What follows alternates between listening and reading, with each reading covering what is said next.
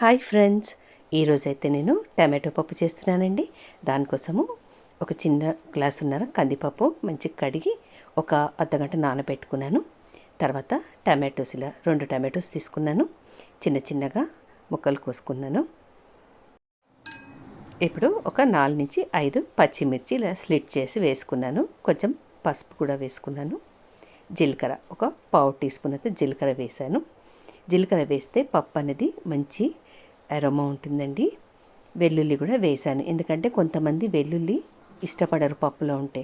ఇలా మనం పప్పు ఉడికేటప్పుడు వెల్లుల్లి వేస్తే పప్పుతో పాటు వెల్లుల్లి కూడా పప్పు కూడా చాలా టేస్టీగా ఉంటుంది. కొంచెం జీలకర్ర కూడా వేసి ఉడకబెట్టానండి పప్పు. ఇప్పుడు పప్పు తాలింపుకి ఒక టేబుల్ స్పూన్ నెయ్యి వేసుకున్నాను. ఈ టమాటో పప్పుకి నెయ్యి నూనె కలిపి తాలింపు వేస్తే చాలా టేస్టీగా ఉంటుంది. 1.5 టీ స్పూన్ ఆయిల్ కూడా వేసాను. ఇప్పుడు ఆయిల్ కాగాక జీలకర్ర వేసుకున్నాను, ఆవాలు వేసుకున్నాను. ఇవి 2 చిటపటలాడినాక కొంచెం మెంతులు వేసానండి, ఎండుమిర్చి వేసాను. ఇది వడగం అంటారండి దీన్ని.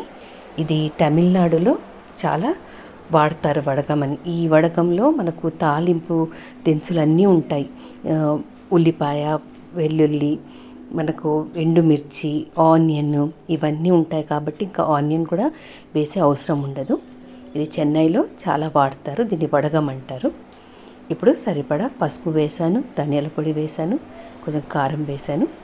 బాగా కలుపుకోవాలి. ఒక 2 నుంచి 3 నిమిషాల వరకు ఉడకనివ్వాలి పప్పు అనేది. ఇప్పుడు సరిపడా ఉప్పు వేస్తున్నాను. ఈ టమాటో పప్పు చపాతీలోకి, పుల్కాలోకి చాలా బాగుంటుందండి. రైస్లోకి, రసం టమాటో పప్పు మంచి కాంబినేషన్. ఫైనల్గా కొత్తిమీర వేసాను. కొత్తిమీర వేసాక ఒక 2 నుంచి 3 నిమిషాల వరకు ఉడికించుకుంటే ఎంతో టేస్టీ అయిన టమాటో దాల్ రెడీ అయిపోయింది. మీకు ఈ రెసిపీ నచ్చినట్టయితే తప్పకుండా లైక్ చేయండి, షేర్ చేయండి అండ్ సబ్స్క్రైబ్ చేసుకోండి. Thank you so much for watching. Support me friends.